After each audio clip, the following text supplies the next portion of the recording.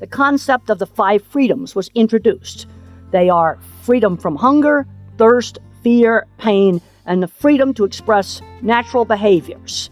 Today, we have a much more complete understanding of animal welfare and strive to provide animals in agriculture a life worth living, focusing on providing both positive experiences as much as preventing negative ones.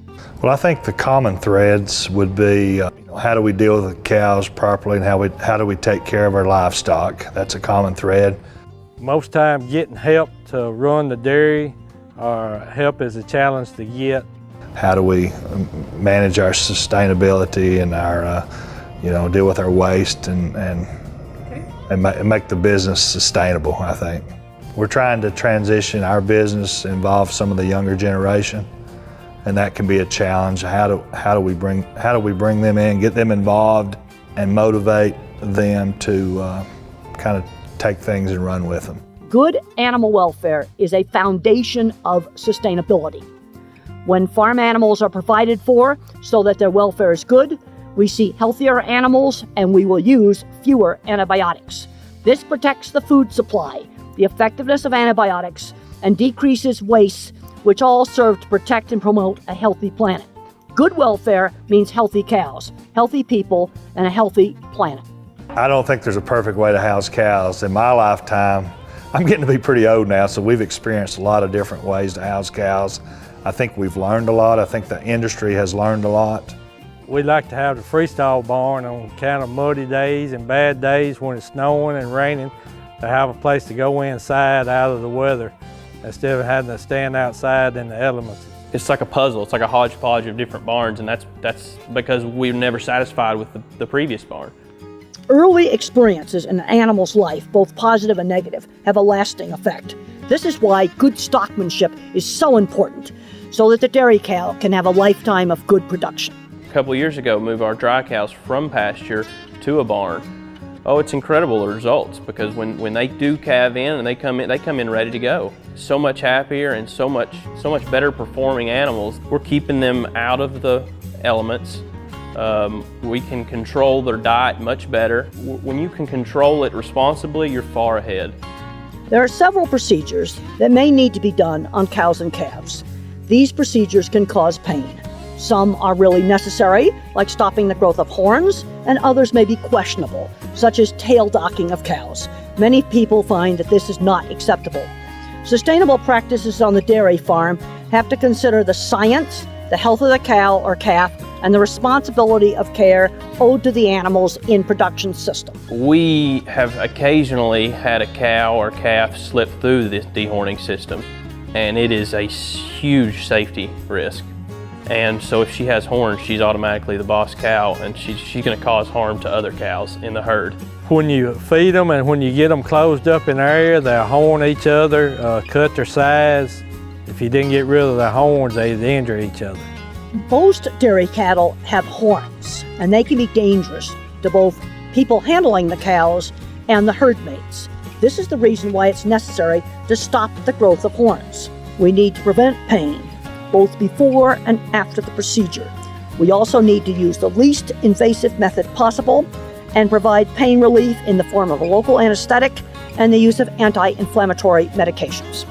So we were using a branding iron up until about 3 or 4 years ago, but it's extremely hard on the animals while you're doing it. And about 3 years ago, we switched to a paste. But when we first started, we cut them off, and then we went to burning them off.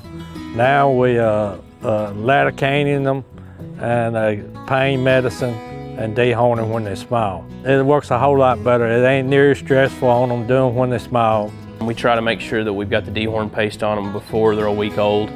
The earlier the better, we feel like. And we shave a little spot around where the button is before the horn develops and put that paste on them. And basically within 2 or 3 days, it eats that little button out. And then the hair grows back over within a couple weeks, and it makes a beautiful head.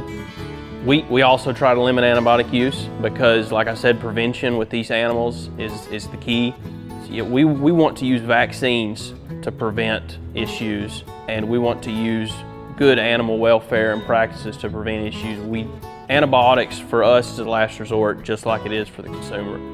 That's what a lot of people don't understand neither. We don't use antibiotics unless we have to. There is much confusion about the meaning of the word CAFO and what it implies about a farm's ownership and the welfare of the animals on the farm.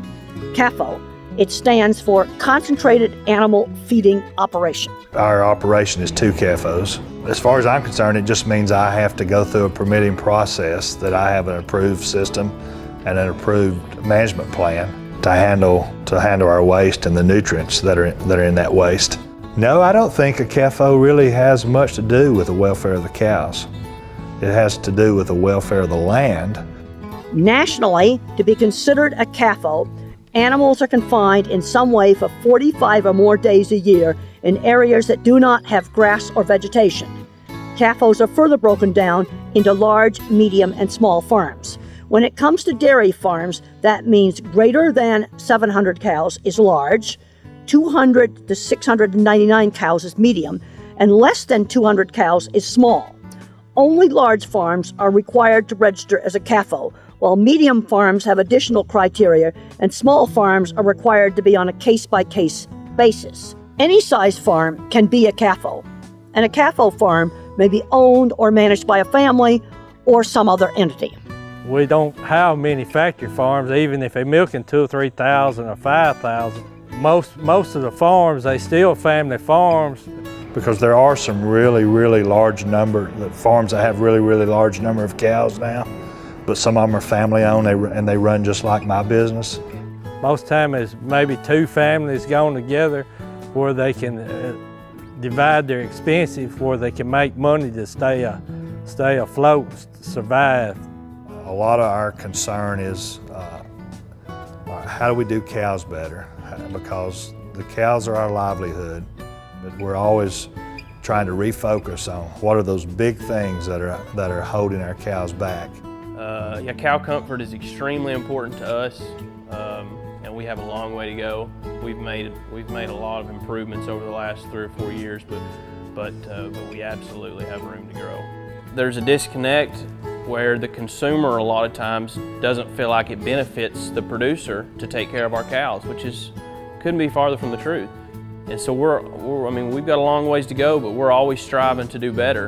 And we know that the happier the customer is, and the more educated the customer is, the more they're going to buy our product.